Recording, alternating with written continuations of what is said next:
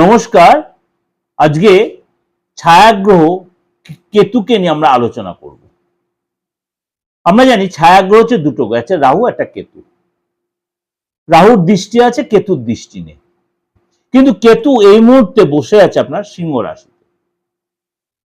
কেতু এই মুহূর্তে বসে আছে সিংহ রাশিতে। এবার নবগ্রহের মধ্যে কিন্তু এই কেতুকেও আমরা ধরি। ছায়াগ্রহ হলো বা দ্বাদশ গ্রহের মধ্যেও কেতুকে ধরি। আমি সবসময় বলি নবগ্রহ প্লাস আরো 3 গ্রহ, ইউরেনাস, নেপচুন, প্লুটো। কেতু গ্রহ দৃষ্টি, কেতু গ্রহ আপনার ধর নেই, কিন্তু একেও আমরা এর মধ্যে কিন্তু কাউন্টিং এর মধ্যে ধরি। এবার এই কেতু গ্রহর কি ফাংশন আপনার জীবনে কবে থেকে কি এফেক্ট হচ্ছে, কেন এফেক্ট হচ্ছে, সেটা একটু ডিটেল আলোচনা করব। কেননা এই যে সামনে আমাদের 29শে মার্চ 2026 এই দিন মানে একটা বিশাল পরিবর্তন হতে চলেছে। কি পরিবর্তন? যারা সবসময় ট্রানজিট আলোচনা করি, যারা আমার নিয়মিত ভিউয়ার্স তারা জানেন, কেতু গ্রহ তার নিজস্ব নক্ষত্র মঘা নক্ষত্রে প্রবেশ করবে 29শে মার্চ 2026। আগামী 29 মার্চ কেতু গ্রহ তার নিজস্ব নক্ষত্র মঘা নক্ষত্রে প্রবেশ করবে। যখন কোন গ্রহ তার নিজস্ব নক্ষত্রে গোচর করে, তার ফলাফলের বা তার এফেক্টটাও কিন্তু অনেক বেশি কার্যকরী হয় বা অনেক বেশি পাওয়ারফুল হয়। সুতরাং কেতু গ্রহের এই যে তার নিজস্ব নক্ষত্রে গোচর, কিছু কিছু রাশির জন্য কিন্তু যথেষ্ট সুবর্ণ সুযোগ আসছে। কিছু কিছু রাশির জন্য সাকসেসের দিন আসছে। দীর্ঘদিন ধরে যেটা চাপের মধ্যে আপনি কাটাচ্ছিলেন, এবার বলবেন দাদা আপনি তো এই গ্রহটা ট্রানজিটে এখানে খারাপ বলেছিলেন। আমি একটা কথা বলছি, যখন কোনো গ্রহ ট্রানজিটে খারাপটা বলেছি ততটা খারাপ হবে না তখন যখন আরেকটা নক্ষত্র বা আরেকটা গ্রহ ট্রানজিটে যখন ভালোটা বলছি, তখন এটা প্যাক্ট হয়ে যায়, তখন খারাপের প্রভাবটা কমে গিয়ে ভালোর প্রভাবটা তখন বেড়ে গিয়ে সম এসে যায়। এত যদি খারাপ হয়ে যাবে তাহলে আমাদের পৃথিবীতে ধ্বংস হয়ে যেত।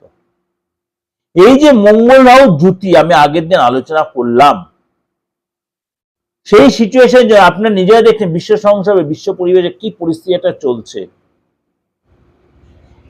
সবার মধ্যে একটা কৃত্রিম ভাব এসে যাচ্ছে। যে কৃত্রিম ভাব কি? হাহাকার, কৃত্রিম হাহাকার। কিন্তু এতটা হাহাকার না করলেও চলে। কিন্তু লোকের মধ্যে একটা কালোবাজারি ভয় বা কালোবাজি করার মেন্টালিটি এসে যাচ্ছে। কারোর মধ্যে ভয়, কারোর মধ্যে করার মেন্টালিটি। এটা হাসছে, কিছু মনে করবেন না।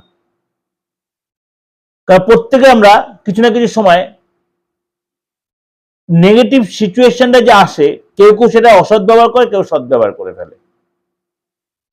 আমি বারবার বলছি সমাজ সঙ্গে সব ধরনের লোকই আছে। কিন্তু সুতরাং এই যে কেতু মঘা নক্ষত্র ট্রানজিট, সেই যে খারাপ প্রভাব, এই যে রাহু যখন মঙ্গলের সাথে মঙ্গল অস্ত গিয়ে রয়েছে এই মুহূর্তে, শনি অস্ত যাবে, বুধ এখন অস্ত অবস্থায় রয়েছে, আবার কিছুদিন পর আপনার পজিটিভ হবে অর্থাৎ উদয় হবে, সেটা প্রোগ্রাম দিয়েছে আপনি 18 তারিখ থেকে। সুতরাং এই যে রাশির কিছু কিছু রাশির জন্য তার কিন্তু একটা পজিটিভ প্রভাব বিস্তার করবে। প্রথমে বলি মেষ রাশি। মেষ রাশির জাতকদের জন্য কেতুর এই প্রভাব আপনাকে কিন্তু সব দিক দিয়ে প্রভাব বিস্তার করতে, আপনি প্রভাবশালী ব্যক্তি হয়ে উঠবেন। নতুন কেরিয়ারের সম্ভাবনা রয়েছে, নতুন যোগাযোগ আসবে।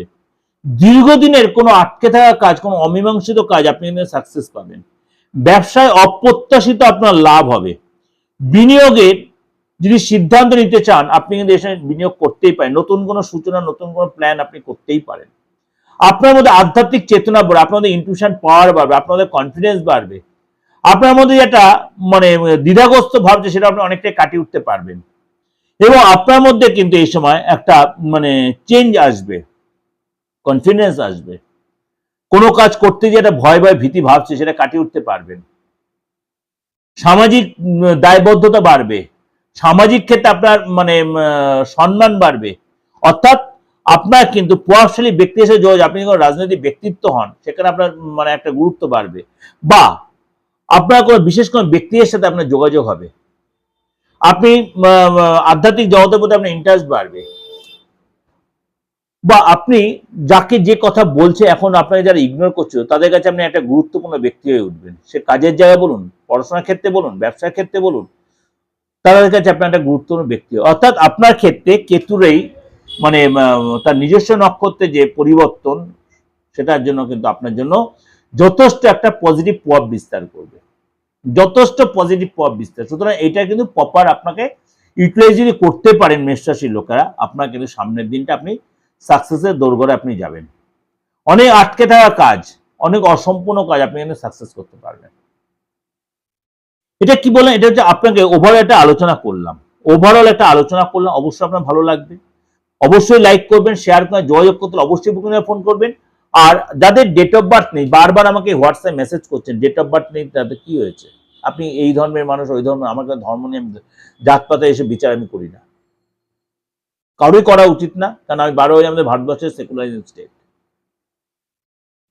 সুতরাং আপনি যে ধর্মীয় আপনি কিন্তু আসতেই পারেন, যে বয়সেও আপনার যে ডেট অফ বার্থ থাকুক নাই থাকুক, আপনি হাতের রেখাটা হাতটা দেখে খুব ক্লিয়ার করে আপনি ছবিটা তুলে, আপনার অ্যান্ড্রয়েড ফোন আছে, আপনি ছবি তুলে পাঠিয়ে আপনি দেখুন বিচার করেন। কিন্তু যে বিচারই করেন, আমি ফেসটা রিড করি, আপনি যদি কারেন্ট আপনার ছবিটা তুলে সেলফি তুলে পাঠাতে পারেন, সেই বিচার কিন্তু যাই করবেন সবকটাই কিন্তু আপনার ফিস দিয়ে বা রেমুনারেশন দিয়ে। সে চেম্বারে আসুন বা অনলাইনে নিন, সবেতেই কিন্তু আপনার ফিসটা বাধ্যতামূলক।